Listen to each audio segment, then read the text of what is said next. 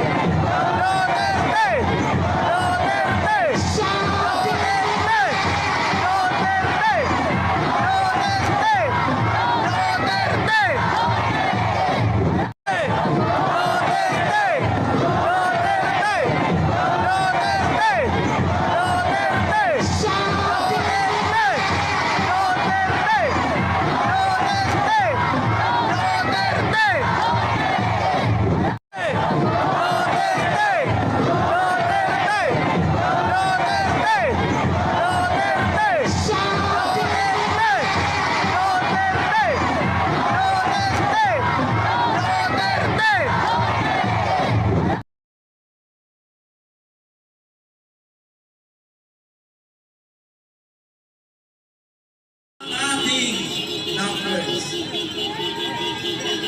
Okay, nais din po natin magpasalamat sa ating mga mababait at masisipag na medic sa pamumuno ni Vice. Maraming salamat po sa inyo. Okay, ang susunod pong magsasalita ay si Miss Ana de la Peña. Ang Ana, nasaan na po si Miss Ana? Maaari na po bumalik sa harapan at wala nang ulan. Wala po. Kapulisan at sa legislative branch, babahayan natin yung loob na yan. Tama! Yan ay sa atin! Tama! Pera natin yan! Tama! Bahay natin yan! Tama! Lahat ng pupuntahan nating lugar, babahayan natin. Tama! Ang mabubuting congressman, kasama natin sa loob. Tama! Yung masasama, kahit hindi nyo na paalisin, tatakas yan. Tama! Adri! Basta ang pakiusap ko, makinig lang kayo kasi ang mga retired military, lalo na si General Romod Bukis, ayaw niyang may masaktan sa atin. Tama! Ayaw na ayaw niya. Tayo gusto na natin makasakit eh. Gusto nga natin pumatay eh. Sa totoo lang, sa galit. Pero ang gagawin natin, papatayin natin sila ng dahan-dahan sa paraan na naaayon pa rin sa kagustuhan ng ating mga retired general, lalo na si General Romy Bukis. Palakpakan natin, General Romy Bukis! Maraming salamat, General Romy Bukis, sa pag-guide sa amin. At hindi kami nagkakamali sa bawat hakbang na aming gawin. Nanalo na tayo. Tanong ko sa inyo, sinong nagrarally simula January hanggang ngayon ang nakapagpalayas kay Romualdez? United People's Initiative sa tulong ni Congressman Kiko Barsaga. Pakiusap ko, maging matalino kayo sa pagsama sa mga naghihikayat sa inyong rally. Kilala naman ako ng karamihan sa inyo. Tayo rin ang nakapagpatigil ng unconstitutional lockdown. Tayo nagpatigil ng experimental na bakunahan na yan. Ngayon nanalo na naman tayo. Kanino kayo sasama?